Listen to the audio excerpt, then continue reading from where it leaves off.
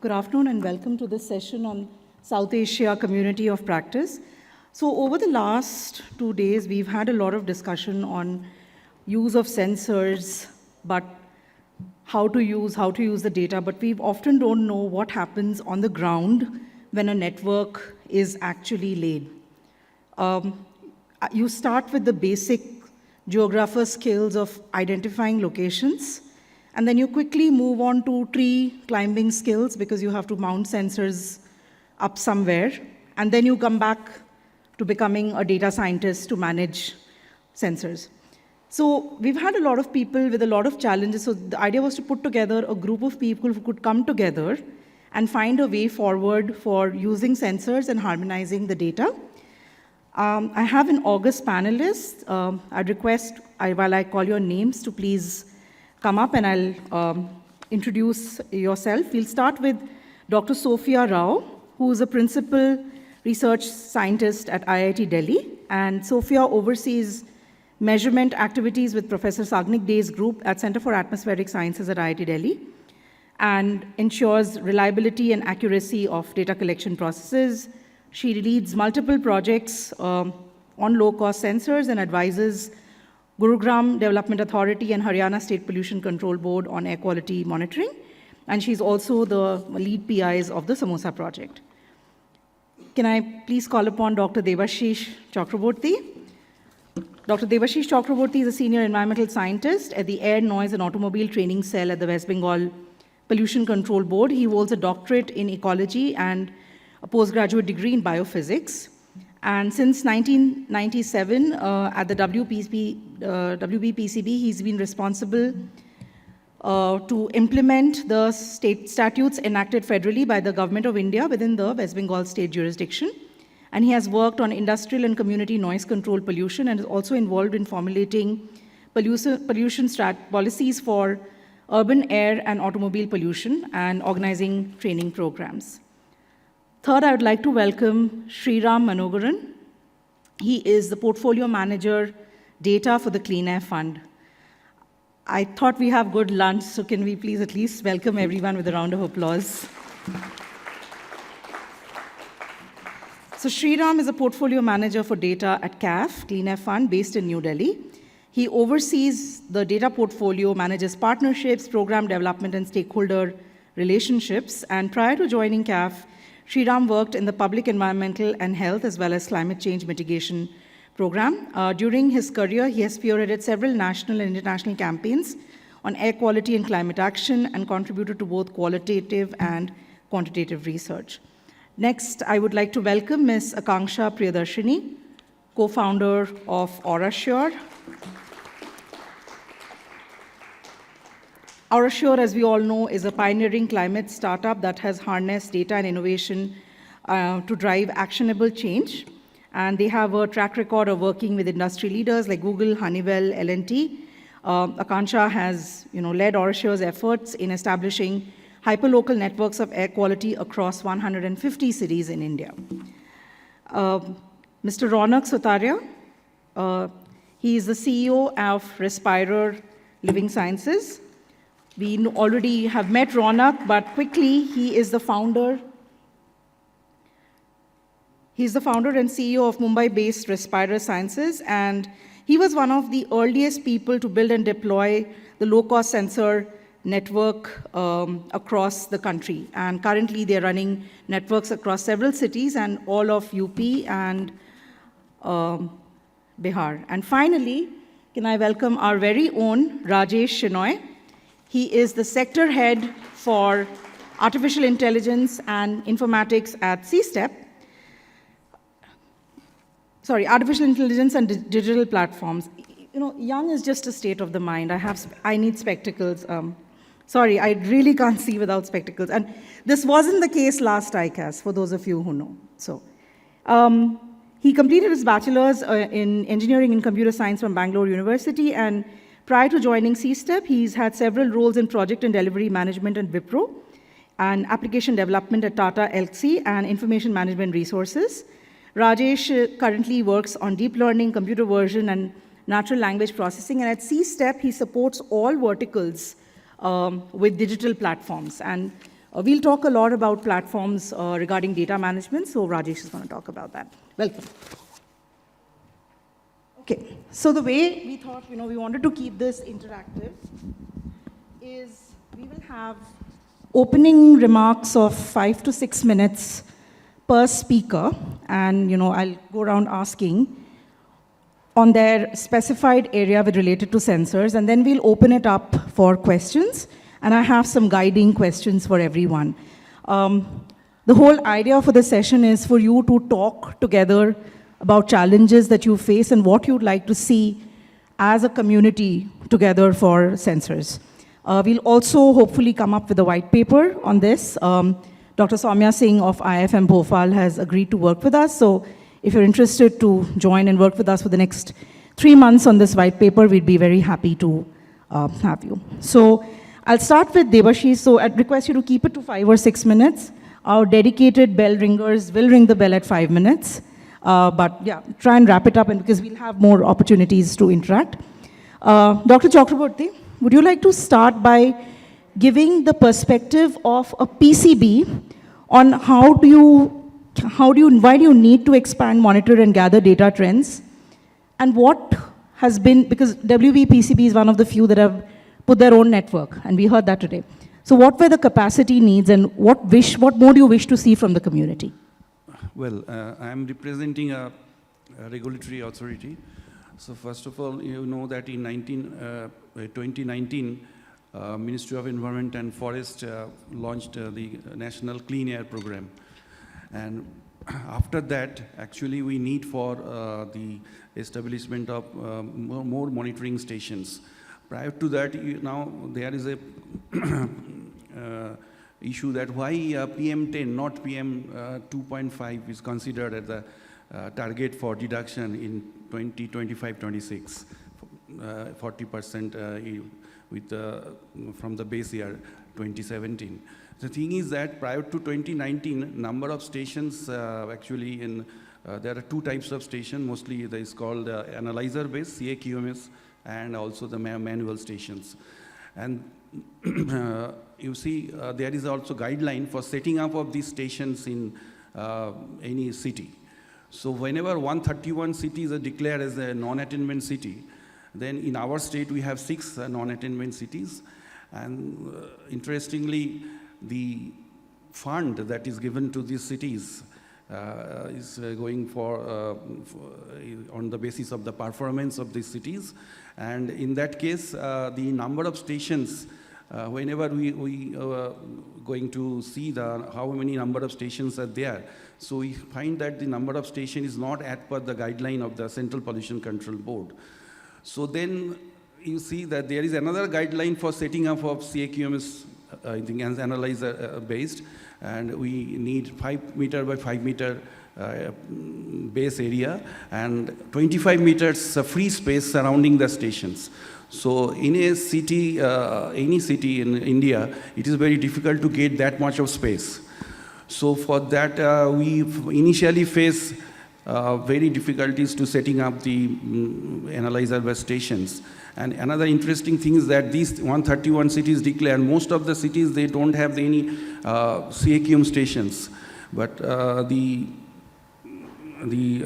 parameter that the ministry considered only for the manual stations.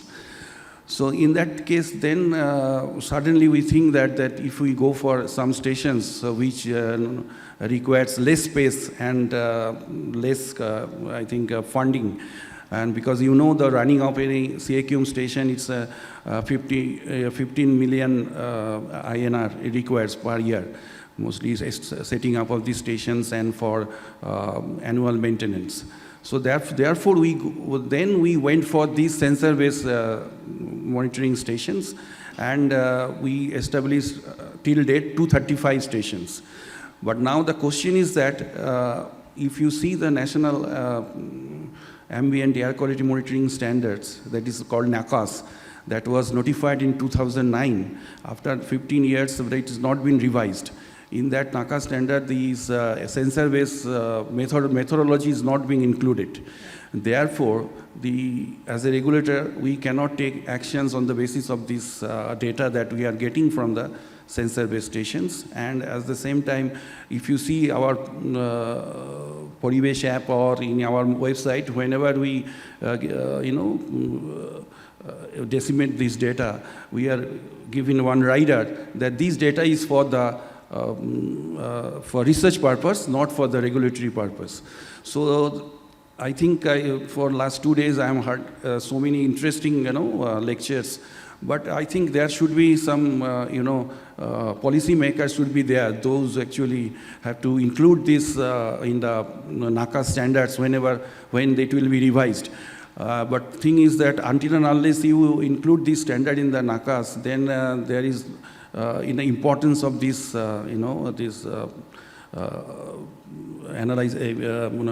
sensor-based stations will not be accepted, because only in our state we have this extensive network, but in no other states they are really still thinking of it. But I have heard that some other states they have using more stations, but that is only for the particulate matter, not for these 4 parameters, that is 2SO2 as well as PM10 and 2.5, and also the meteorological parameters.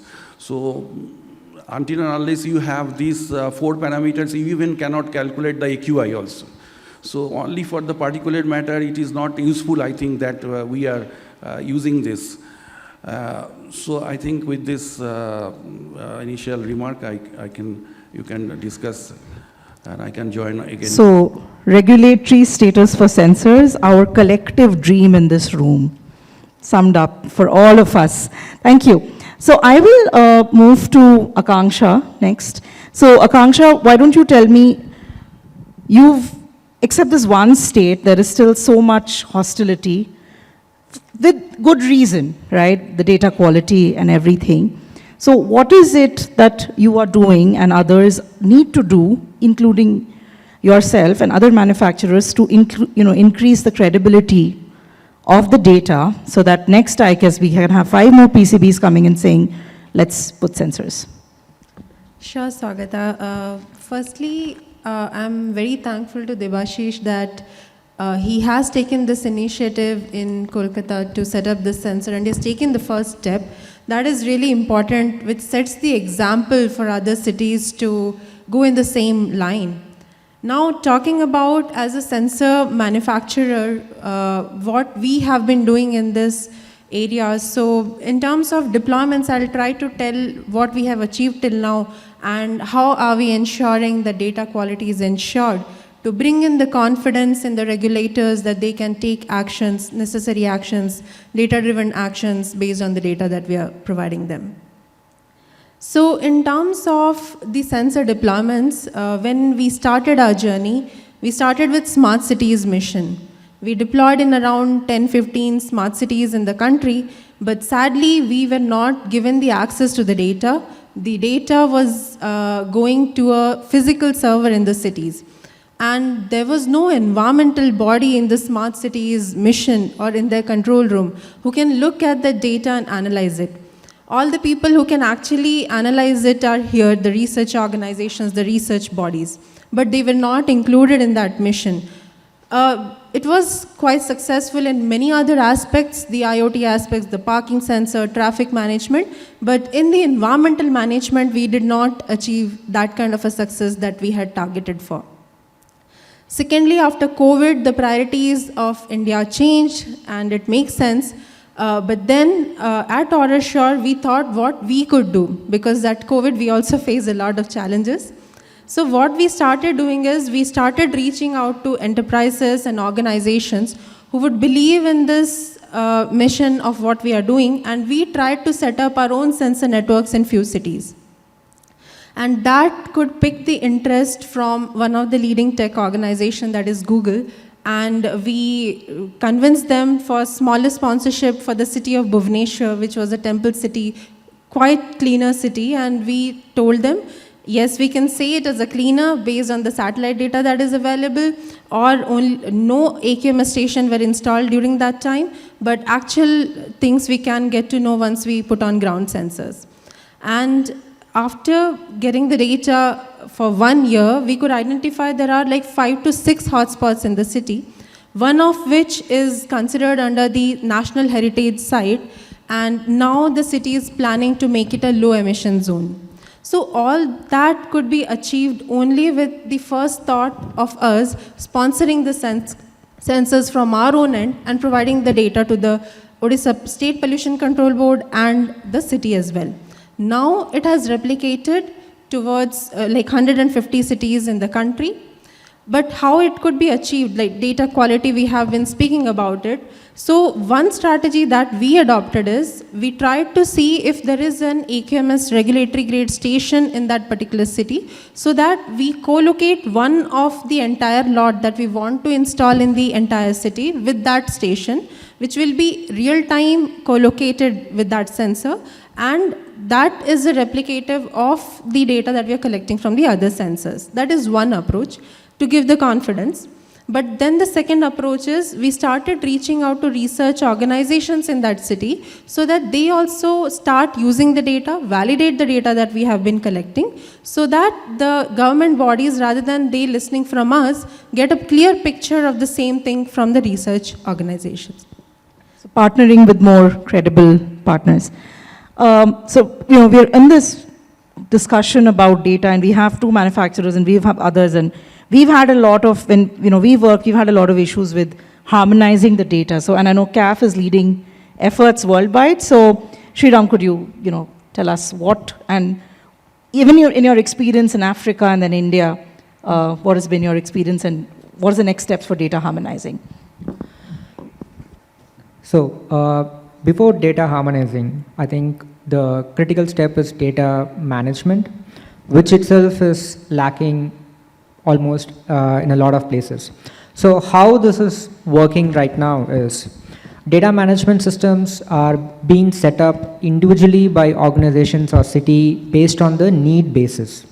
And as a global philanthropic organization, as a young global philanthropic organization, we've been supporting a lot of these initiatives in the early stages. And we've only, in the last couple of years, we've realized that the investment going into the data standardization, data management is quite big. So if this is not an ideal scenario right now, because this is a moment in time where cities and countries in Southeast Asia and Africa are actually catching up to the efforts for clean air. So there is more and more resources needed for fighting air pollution. But from the recent reports in the last few years, the philanthropic funding or the development funding for air quality has not really gone up. It's been stable. So we are getting some funding, but there's no rise in it. So in a situation like this, developing individual data management systems as per needs basis actually is not a really good use of our resources that we have right now. It is costly, and it is also time consuming. So what would be an ideal scenario for solving the issue of data harmonization? The first step would be to have an open source data management systems. Why open source? Because it could reduce the cost involved in developing data management systems individually. It could develop a community of practice where people are able to learn from each other. There is not just one best data management system. There are multiple data management systems available. People can learn from it. People can experiment it. So once we are able to cross that first step on data management, which is open source, then comes the harmonization part. Because right now we are in a situation where the air quality monitoring is rapidly increasing. We are seeing that the data that is being produced is increasing day by day, minute by minute. And this is good news. We need to know a lot more about the levels of sources and pollution to make informed decision on better strategy for fighting air pollution. But at the same time, this much amount of data with lack of data management is a very complex problem. Add to that, you have data harmonization. For instance, to explain the issue of data harmonization, there is a city which wants to boost its air quality data. They have about, let's just say 10, 15 reference gate monitors, and they want to buy 100 sensors to get good amount of hyperlocal data to take decisions. For some strategic reason or cost-based reasons, or due to the efficacy of sensors, they go with 3 or 4 manufacturers. So now you have a city which has sensor data and monitoring data. Within the sensor data, there are multiple sensors providing, manufacturers providing different formats of data. So now the issue is to not just look at the data, but to analyze it, integrate it, then like forget collocation of sensors. Now you have to like somehow compare these data and bring all them in one format. Only then it will be usable. In an age where we are talking about we need to quickly wrap up our fight against air pollution, there's a lot of time being wasted, at the same time cost. So this harmonization is an issue that we need to tackle, but to get there, we need to have a community of practice that can encourage open source use, because the resources needed in developing a DMS is very expensive, and we need to cut that down. Once we're able to do that, and with the advent of technology and AI, maybe there is an option there. To get there, we need to start from open source. So I would say, you have this opportunity, get all the manufacturers in this room. I'll get you a separate room, and by the end of today, you get me an Excel sheet with the correct parameters and data harmonization. But just kidding, but that's what we need, because, and this is everyone, there's not pointing fingers at anybody, just the way the PM values are reported or the gas sensor values are reported is different for different manufacturers. So getting it all together using a multi-pollutant sensor network can be very, very challenging. But we'll continue with data before we come back to Ronak. So Rajesh at CSTEP has been developing an open source data management system. So he'll quickly talk about it and also maybe have a few slides.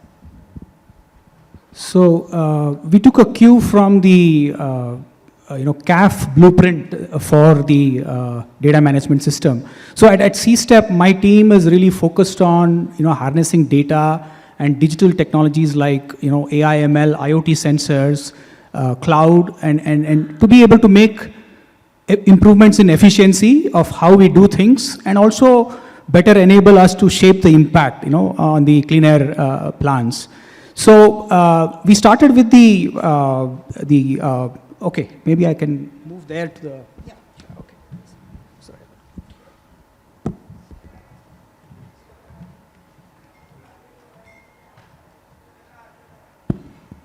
Move the slides later. Next slide. Yeah. So, like I said, the genesis was the data management system, and so then we looked at what are the possibilities.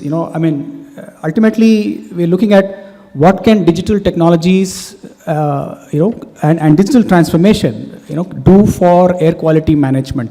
That is how we started looking at, and we started with the digital core. Data management system is ultimately the core part of it. So which is all of the things that make up the data management system, which is the automated data pipelines, which really abstract the process of pulling data from each of these sensors from different manufacturers. It encapsulates all of the complexity and makes it very simple, configurable to be able to pull the data and process it, standardize it, naming conventions, unit of measures, all of those things, and then transform it in a way that is required for the researchers to be able to analyze the data. So that was the genesis. And obviously, we looked at what are some of the making sure that it is all open source based, using open source tools, and the long term objective is to be able to be able to open source it, right? So that is just the core part of it. But then we could see that there are other things that we could do. Data management system is not just for the low cost sensor data, but for other data as well. The remote sensing data, satellite data. It can be used to store emissions inventory. So at the next layer, we're talking about, how do we really make some of those things possible with what kind of digital tools can we create to better manage the emissions? Be able to look at, what is the change in emissions for specific scenarios, and how can that feed into modeling? And how can modeling be done with reduced complexity models? and how can we create that policy intervention tool, so some of those digital tools. So then finally at the last layer is really the, how can we make this data, hopefully the, low-cost sensor data will become mainstream, and, more and more stakeholders will start relying on it, and it goes beyond the research domain. That is when, we can really share the data with a much broader ecosystem. In fact, we had one organization reach out to us about improving walkability in using air quality data to improve walkability, right? So there could be many other use cases where, societal platforms which, with NGOs and others, working towards some of these causes to improve the, living standards in cities. And then also about sectoral networks. It could be, agriculture, it could be energy. Could they have use for this air quality data to really improve some of the outcomes that they are shaping, right? So that is another area, and then of course policy impact. So I'll not go through the details, but here are some of the things that we are looking at. So essentially, what we are creating with the digital core is the building blocks, the foundational layer, and although we are starting it, and it is purpose built for CSTEP, we hope to engage with the community and see how it can be enhanced and made better, and be able to make it available so that anybody can use it. And obviously, like Sriram mentioned, it's expensive, and we have to stop reinventing the wheel to create the data management system. And then there is also once we have these decentralized data management systems, the next thing could be about sharing data. So we'll have to start thinking about that as well. And fortunately, there are ways to do that. There is a beacon protocol that enables communication between the decentralized data management systems. So that is another possibility that is on our mind, and we're thinking about that. Ultimately, I mean, we can all think of this as part of the digital public good, right? So that is another aspect, and so here are some of the tools that I talked about, and I covered most of these over there. And this is really going beyond, once we enable data sharing, what are some of the possibilities, right? So thank you.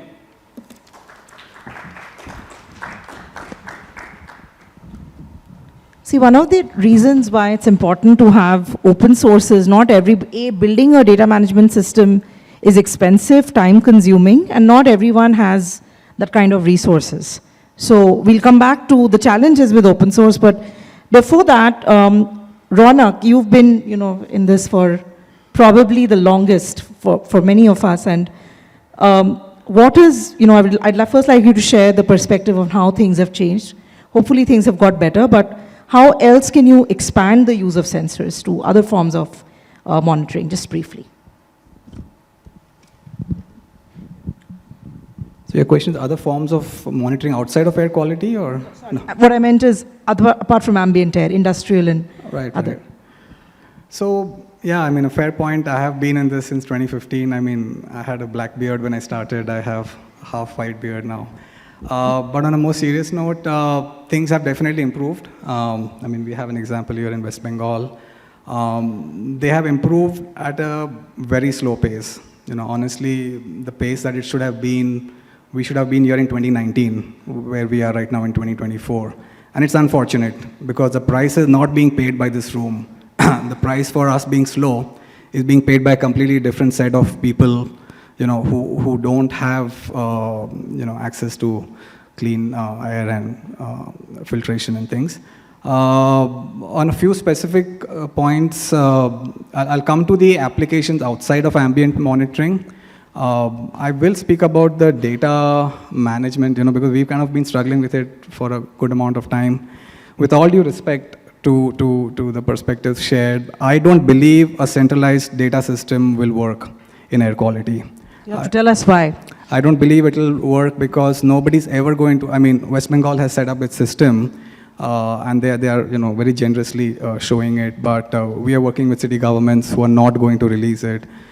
I fundamentally believe that ultimately, yes, the open source platform is a good idea, and OpenAQ, is a good example which has been in front of us, which started with the right intentions, which is now going to be a paid service as we know it.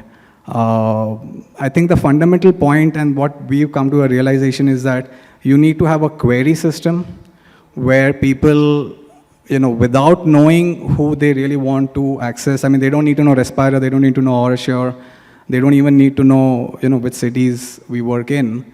If I can just put a query out saying, I want air quality data for Koramangala, and the query system should just respond back with the data, that's really what a system should. And I think we have lots of parallels to that. The financial network, I mean, so in my previous avatar, I was a financial, I was in financial systems working with Visa for about 4 years. And we implemented their verified by Visa, and I saw that scale to 100 million transactions a day. And that couldn't have happened if Visa was keeping all the information with itself. The way MasterCard and Visa has worked is because all the information remains with the banks, it remains with the merchants. None of it is centralized. And I believe air quality needs to do that. We need a query system, we need a protocol system. The DNS system is out there, which has, scaled immeasurably. So fundamentally, because ultimately, the amount of effort, and Akansha will tell you the kind of effort it needs to maintain a network on the ground. It's 24/7 activity, and who's going to support that? I mean, the funders, yes, they're there for a short period. The customers are going to need this data for the next 10 years. So anyway, cutting this, this thing short, I feel fundamentally the backend which you mentioned, there are a few more protocols, but we need to build those, and we need to do it very fast. The ambient space, the industrial space, and I think Jason in the morning shared that a lot of that cannot be shared. Industries will be sensitive. I slightly, honestly, probably differ. I think industries will be comfortable to share once they know. Fundamentally, industries are there to serve people. They are not there to serve themselves. They're not an end to themselves. So industries, once they know the communities are with them, probably I believe they will be okay with things. But I get the fundamental point that, it needs to be done carefully. So sensors absolutely, I think, can work in the industrial space. In terms of accuracy, I think the technology has been mature, at least for the last 4 years. And I feel, with all due respect to the government and the regulators, this is an issue between technology and citizens. And yes, they can be an enabler, but in India, they have slowed the system down. And yeah, I mean, those are, I guess, some thoughts. So democratizing air quality data, that's participatory, as your title the stands participatory for. future, another dream. But Ronak briefly touched about managing and challenging to manage a large network of sensors, and I've done that, and I know how hard it is. But Sophia here is doing that as we speak, and a couple of others. So maybe Sophia can tell us. So in the right sense, she's the practitioner. She's the project manager managing a network of sensors, and what all entails, and what is her asks from the people, right from deployment to data. Sophia. So first of all, I want to mention this low-cost sensor is not low-cost. It is low-cost, high-maintenance sensor. Because I had a previous colleague who would say low-cost, high-stress sensor. that is also True, right. true. But still, if I was sitting with my colleague and we were just calculating that, so every year we spend money in purchasing one sensor at one, but every year we have to pay 20%, 20 to 30% just to maintain that sensor. So low-cost sensor is actually not a low-cost sensor, it's high maintenance sensor. And then further, I would like to talk about the calibration thing, which I personally and other like you also, which are working in the field of low-cost sensor as air pollution. So in India, we face there is there are facilities for calibration of low-cost sensor, but still we need to work more on this. Because I work more towards the North Indian side, and in India there are different geographies. So if we collocate the sensor in Delhi, like we have at IIT Delhi, we have a good test bed facility we have BAM, and nearby within a 2 kilometers of proximity, we have 2 CAQMs also. But still, we collocate the sensor in one season, but we notice that in another 4 or 5 months, the data or the quality of the data which we are getting is starting degrading. So I think we need to set up the calibration facility across India. Like first in Delhi, it's like kind of most polluted, then coming to West Bengal, coming like most humid season, the most humid, and then again coming towards west, Rajasthan. Because if you notice across India, there is a different varieties of aerosols available.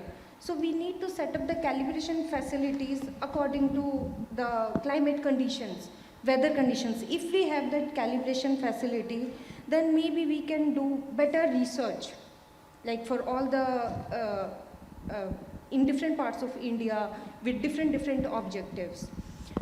Would you like to touch back upon the coming back of maintaining the network after calibration is done, Yeah. the challenges with that? Yeah.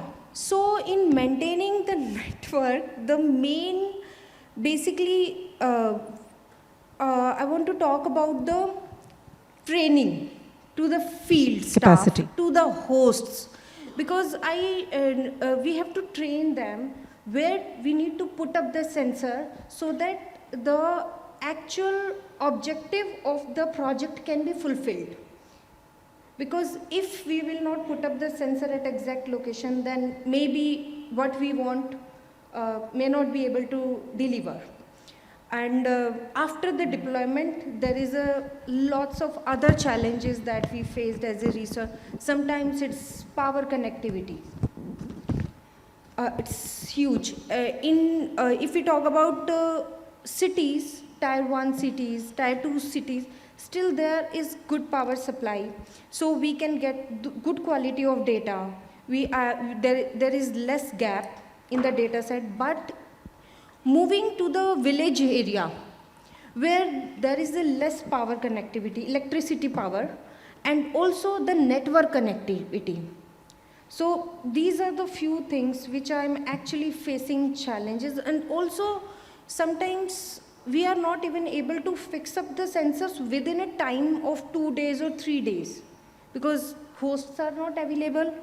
And so I would also suggest it's also important to guide in or to teach a field surveyor plus the host itself, so that if you just need to call them and then he is able to fix up the sensor a little bit. And also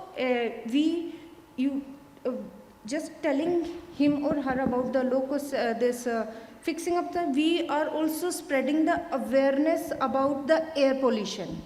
Because from my knowledge, I noticed that in Delhi NCR still people are happy to be the host, but not in the villages.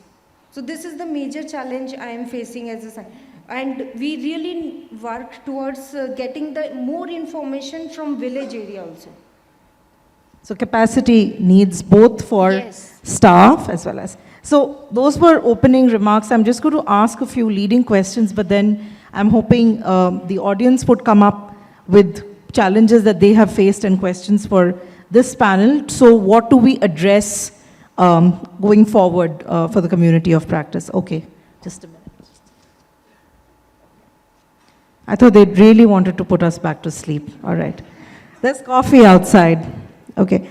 So, we've talked about open data networks, but one of the major challenges is that each manufacturer, so I want to come back to what Ronak said, that, it will not work, because one of the challenges that I face is each manufacturer has their own dashboards, their own subscription fees.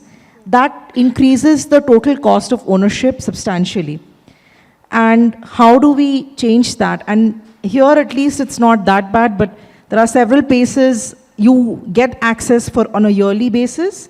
So if you don't subscribe the next year, you lose your data completely for a network. So How do we change that? I'd like to hear from Ronak and Akanksha, and then, of course, Sriram. But more importantly, apart from, I don't think finance is the necessary driver. What are the needs that this model has adopted? And then Sriram can maybe tell us what can be done that an alternative model comes in place. So your question was around the total cost of ownership of networks. Yeah. So I mean, honestly, I was listening to the challenges she was also facing, and invariably people who kind of commission networks, have complaints about manufacturers. Invariably, I mean, anybody who's in air quality has complaints about the devices and the manufacturers. So I accept the complaints. I think it's all stemming from the fact that the economics around air quality is not yet been established. We've been reliant on the government to provide free air quality data. And I think in 6 months' time, she will also tell you there is going to be a fundamental transformation in the way air quality data is going to be made available. The price has already been put, $1.50 for about 1,000 data points in the Google network. Per square kilometer, you're going to get 90% accurate data for the entire globe. So a lot of the networks may become irrelevant once a player like that steps in, because just the way it's happened with traffic data. Today you and I are accessing free traffic data, but Uber and Ola is paying a significant premium for the traffic data that they are accessing. And the same is happening to air quality.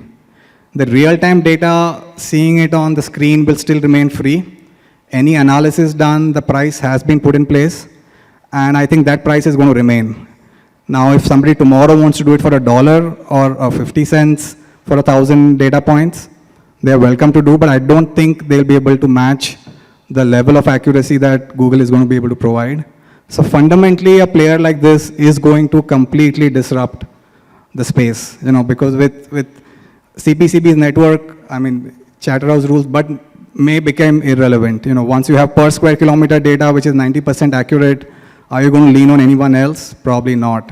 So, so Google, they do work with us, and I think that's the only model which is going to scale, is a player like that. Sriram, would you want to comment, and then I'll come to Dr. Debashish. I think I think she has not an experience of running the analyzer with CAQMS or the manual stations, but what we are facing.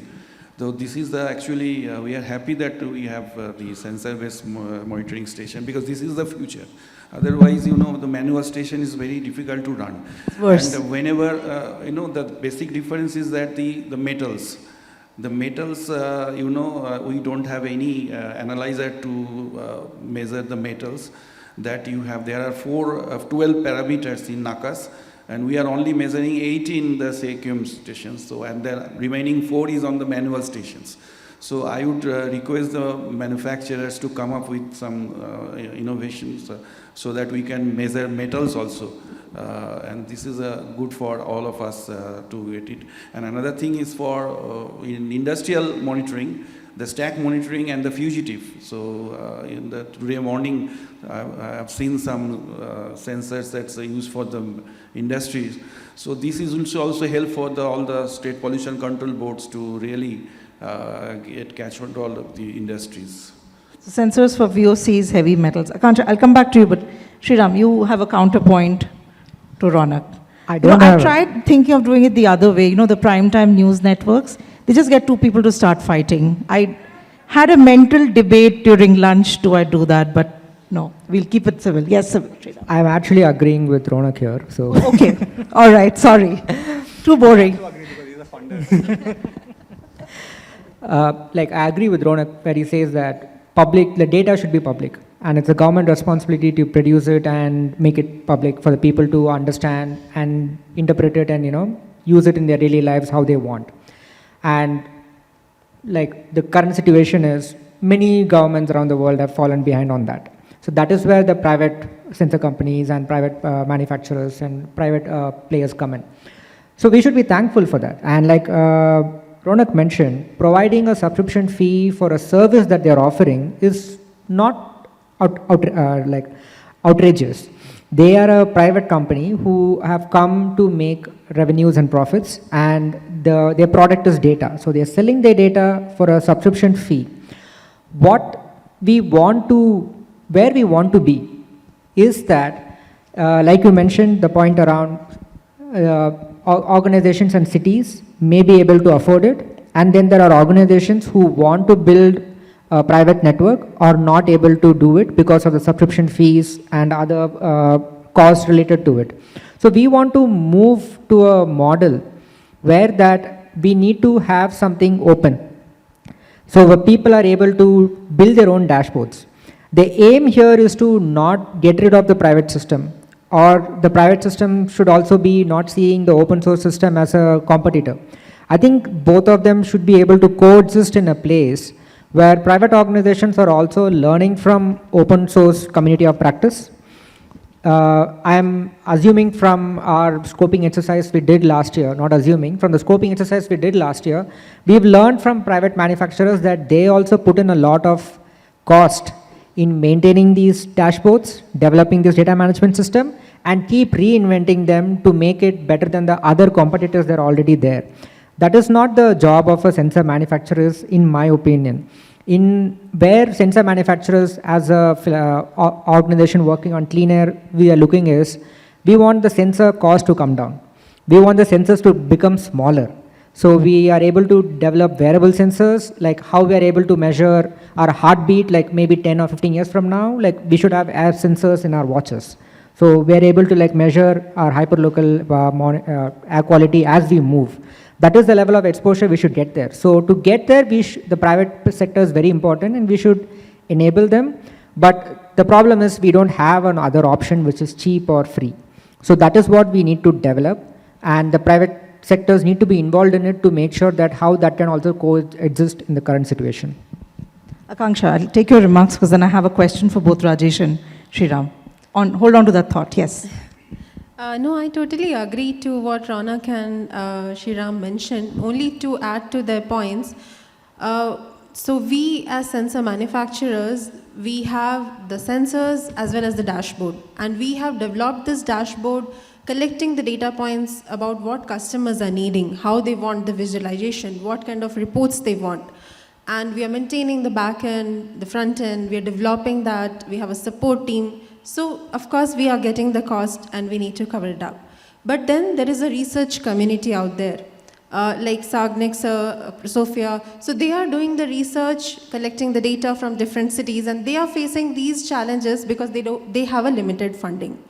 So what I believe a good ecosystem can run parallelly or together, that is the research organizations can get the data from the open source systems, and they don't have to worry about how to maintain the sensor network on the site.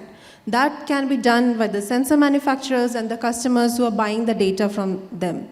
So that is somehow missing, because from the research point of view, whatever research are being done, that is not converted to the end application. The industries are not using the analysis that we are talking about in these conferences. If somehow we can connect, the sensor manufacturers have a role to play here, where we can take up the researches that is being done by the research communities, and we can take this up to our customers, and we will share the data free of cost to the open source platform likes of OpenAQ, and this will, I think, serve the whole purpose. So are you, both manufacturers, you're willing to share at least the open source codes for the dashboards that you've developed to new players? I know there is a cost involved, but for the greater good. So we don't have to share the codes here. So as we were discussing, there can be like query-based things. So we can share the APIs openly. Yes, we are open to that. Rajesh, are you satisfied with that? Yeah, I think. Yeah. So what I feel is that maybe a hybrid approach here would make sense. While the low-cost sensor is operational, we can, and if we have an open source data management system, that can run on the cloud, so, its running cost is very minimal. And we can get the data from the manufacturer's, API and store it, right? And the dashboard is basic, so we are good with that. Once the lifetime of the sensor is done and we need to archive it, then, we can move it to OpenAQ. because that is historical data now. You may or may not be interested in, maintaining it in your local DMS. So, and to reduce costs, it can be moved to OpenAQ. So that is one approach, is what I feel. And the other thing is, these dashboards, many a time I think, maybe manufacturers may try to innovate on their dashboards, and which possibly, increases the cost. Software updates or something. Right, new tools and stuff like that. What there is this, impression that dashboards can never be truly dynamic. It cannot answer all the questions that a researcher might have. So the answer to that is, hopefully with some of the, advancements in generative AI, you can pose a question in natural language, and there can be applications created to go and look at the database and then fetch the data and present it in a form that makes sense, right? I'm bringing generative AI here into the conversation. It's a buzzword, but it's fallen from the hype now, and hopefully things will become very clear as to what kind of applications work and what kind of applications we should not even think about. So that may have an answer. We may have an answer there to be able to answer all kinds of questions and not spend the kind of money that is required in building great dashboards or dynamic dashboards. Yeah. So I have a couple of more questions to throw, but perhaps it's a good time to come to the audience. Questions for... Yes, I see two hands up. I'll go with Abhishek and then the mic has already reached someone else, Abhishek, so just hold on. Please introduce your name and kindly tell us whom you're directing the question to, and if it's open, just mention that as well. Thank you. So, hello everyone, I am Alok, I am from IIT Gandhinagar. So, the question is to all. So, basically, all of the panelists are saying sensor manufacturers. So, basically, you are monitor manufacturers and not the sensor manufacturers. So, you are building a network around those sensors and then selling it as monitors.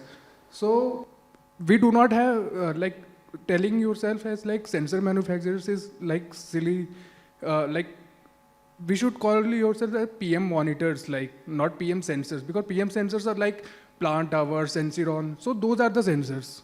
So that was my reply. What's your question, if you can frame the question? It's not a question, it's just Okay, we'll stick to questions, we'll come to comments later. Abhishek had his hand up next, and then Nirav and Ayan, and then I'm going to come back with questions. Yeah. Hello. You have to introduce, not everyone knows you. Hello, this is Abhishek Kar from CEW. My question is that though we talk about low-cost sensors as some homogeneous technology, unlike the more standard reference grade monitors, low-cost sensors also vary significantly in price. And as one of the speakers was talking about, there is also degradation in quality over years. So whenever you are thinking about a centralized database for low-cost sensors, where the data is going to come out for, say, Kodmangala, then one example was given, the quality of data may vary significantly based on the type of sensor that that location has. And it's important for researchers or policymakers to have some amount of understanding and assurance regarding the confidence level, because not all data is equal. And I'll push back slightly on Ronak's points of the MasterCard or Visa transaction. There the transaction amount may vary, but the quality of transaction, the integrity, the fidelity of the data is unquestionable. It is the same.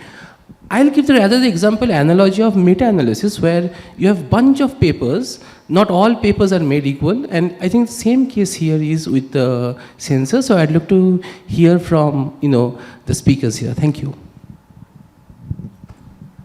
So I think to answer your question about the data quality and it, not all sensor data is the same, I would actually challenge saying that there will be a segment of population which is okay with 50% accurate data, and they're willing to pay 10 paisa for that data point. I'm just hypothetically saying, the market, because we are fundamentally, if we are talking of government and, foundational, as in philanthropic funding, it's a different story.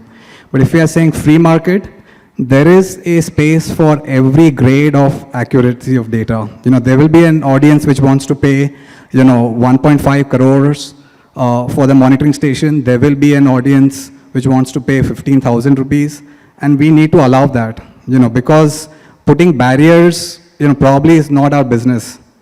Because who's to say, how much I want, what is the accuracy I want? You as a policy researcher want 95% accuracy. I, as someone who's going on to a restaurant, I just want to know whether it's, shades of green, red or yellow. And I'm willing to pay, 1/10 the cost of what you're willing to pay, and I should have access. So that's my belief. I think that's a great idea. You pay for the quality or the level of access that you have. Not everyone needs the 4th place decimal data. I think that's a fantastic idea. Nirav had a question. Yeah. You have to introduce yourself. Yeah, so I'm Neerav Lekinwala. I am a senior associate at CSTEP. I have a question for Ronak and Akanksha. So when you said that you'll have to pay for data, so on the likes of Netflix and Amazon Prime, do you think it'll be subscription where manufacturers maintain the the instruments and we just buy the data? That can be another option to think about. Any comments on that? That's a very good point. Actually, there are 3 models. One is either you buy the device, second you lease the device, rent it for some time, and third is pure data. But for the data model to be successful, you should have a bigger funding power because you have to bear the entire cost of CapEx. You have to have the networks in hyperlocal manner, and if to cover Bangalore, so if we want to install every sensor in 1 kilometer to get a hyperlocal reading, so you imagine how many sensors that would be. So bearing the cost of CapEx, and these sensors need replacement after 2 years, 2.5 years, and the technology, the IoT which we are putting, so that can also have a 10% cost every year. So including all that, so that's why I think Google is taking this initiative and putting up sensors from different manufacturers across India and expanding to other countries as well. So a company like Google, they can afford to do a data as a service business model. And we can be contributors toward that. And we have to have other organizations like Google supporting that and expanding the sensor network. But again, once that comes in the picture, everybody is accepting that they can afford this data as a service model and it will be benefit for everyone. But then we have to do a lot of work in bringing the data quality, the confidence level, and the systems all across. If we have to have so many sensor network in India, then the calibration lab, the CSTEP's initiative of IndiSet is a very good example. We need to have IndiSets across all 4 parts of the country, north, south, west, east, for us to scale the sensor network in similar manner. So, thank you. I think that's a valid point, Pei. Ayan, you might want to ask your question because then I have some questions for Dr. Chakravarti. Yes. Sure. Thank you. My name is Ayan Karmakar. I've worked a little bit in the space of sensor-based air quality monitors. So, my question is based on some experience as well. I think one point that is a hurdle or sometimes doesn't allow sensor-based systems to scale up is the accuracy part. Because most of the regulators or most of the decision makers boil down to this one single point, and sometimes it doesn't scale up, and I'm sure people at the panel also have faced that. What I want to understand is why can't India have something like an AQMD, which is like an autonomous body where every sensor manufacturer sends this their device and everything is opened up with the price points, with the sensors and not the monitors, but the point was. Do you think that will help scaling up this? And maybe from a regulator's perspective, does that give you some sense of satisfaction that there is some body who's doing that, and then you can scale up without thinking about the accuracy part? Standard government facility with certification, another dream of this community. But Dr. Chakravarti, would you think as a regulator that should help? I think till date there is no criteria for location of sensor-based stations, and as well there is no SOP for calibration, and there is no method of measurement included in the national standards. But still we are using it as an indicative because this data gives us something like for the policies and other thing, because these numbers are, it is very difficult for us to set up this, as I told earlier, big stations like analyzer-based stations or manual stations also is running. A manual station is very difficult to get these all, it's man-made and get this, I think to run these stations, it takes much more problem. So therefore, until and unless the government of India, considered this in their national standard, I think this debate is continued, that whether this data is accurate or not. But still, from my personal point of view, that this is mostly indicative. If you have want to make more accurate data, then you can have mobile stations. You can take analyzer-based mobile stations, and you can take these stations to that place, and you can make more intensive study. Until and unless if you don't accept these sensor-based data. We have one final question before I have more. Yes, Rose. Thank you. To the manufacturers, I have this experience that when the license expires, then the equipment just stay there, and the manufacturers don't reach out to the users, to the customers, and then the customers are just frustrated, and then nothing goes on. So what can you do? I think you should always try to reach out and see maybe there's something you can do, look for one way or the other to enhance or to support or to discuss. That's one, maybe you can talk, And then the other one is if we have several devices from different manufacturers, and then we want to integrate the data into one portal, is that allowed? Thank you, Rose. I think this is a feedback to all sensor manufacturers, but of course, well taken. We should be looking at our subscriptions, which is expiring, and in time should reach out to you. But the second part of the question about data integration from different sensor manufacturers, so yes, it is of course possible. We at AutoSure, we have a standard API document which we can provide. We have a software team who can help you integrate our data to your own software platforms. And if other sensor manufacturers provide you such API, standard format APIs, you can also do that in a single platform if you're building your own. Okay, thank you. I want to ask all of you, and any of you can take this, is what have you felt, even you from a perspective of a PCB and you from, managing a project, and Sriram who's managed projects in Africa, what are the capacity needs right now? Because I think one person definitely can't do it. The skill set is way too diverse. So to build up a community of practice, you need a set of people, capacity. So if you could touch upon the capacity needs. Because we've talked a lot about costs. I hope we'll bring down costs right from tomorrow. If they don't, come and speak to me and I will speak to the manufacturers, but capacity.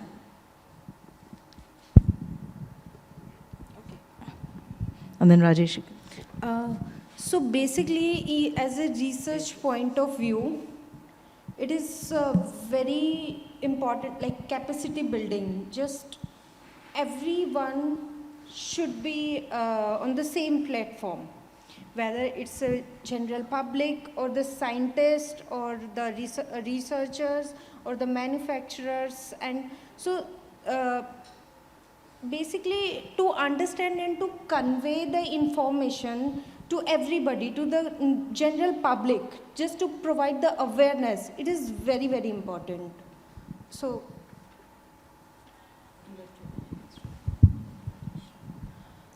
I can think of two things. One is the capacity within the African scientists to come together, engage and discuss ideas or share their learnings itself is lacking because of the widespread of the continent and also the action that is happening, which is at a very smaller scale compared to India, for instance. The second is the capacity constraint with regards to funding.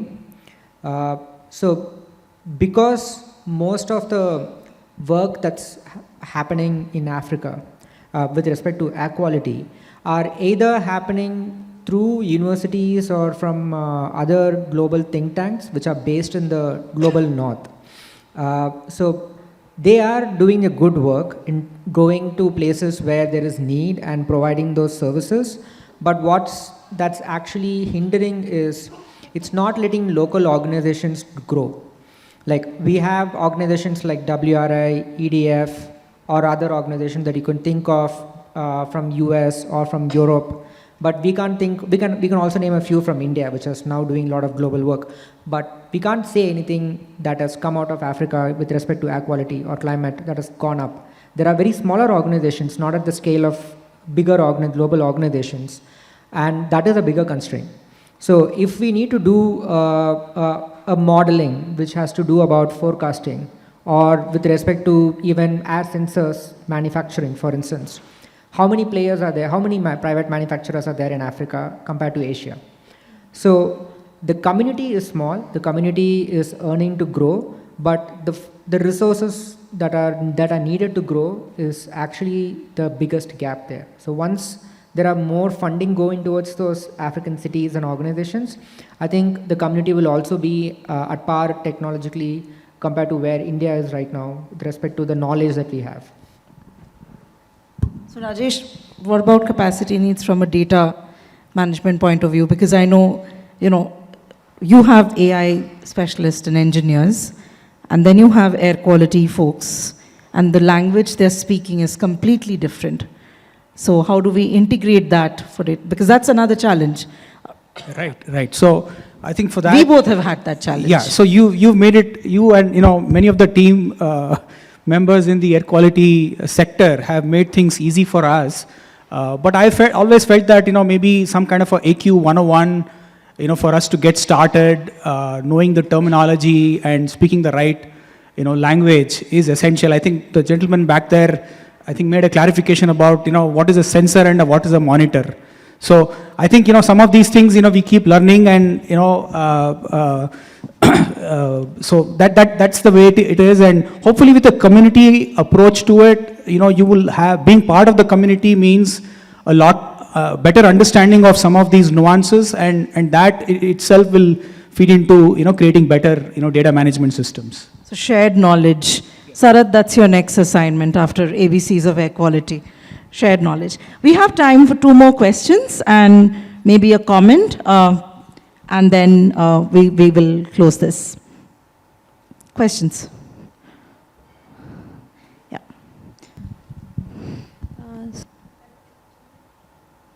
Hello. So my question is to Mr. Rajesh and Mr. Umangi, you might want to introduce yourself. Okay. Not everyone knows you. Yeah. Hello, sir.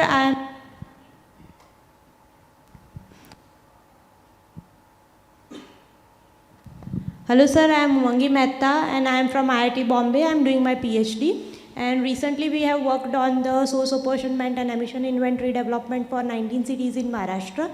So I have a question a little bit different from the sensors. So is it not important to develop the emission inventory before the centralized system of the sensors? Because that is much more basic need for the pollution control boards as well as the fundings that we get. So that is my question to you. You can take that. I think both are needed. Yeah. Right. So, we've been working with the air quality sector team, and we are doing both now. We started with the data management system, and we are in the process of understanding the emissions inventory and how do we organize that better to, build the emissions calculator. So both are necessary. I think you need to do it parallelly. One more question from sensors.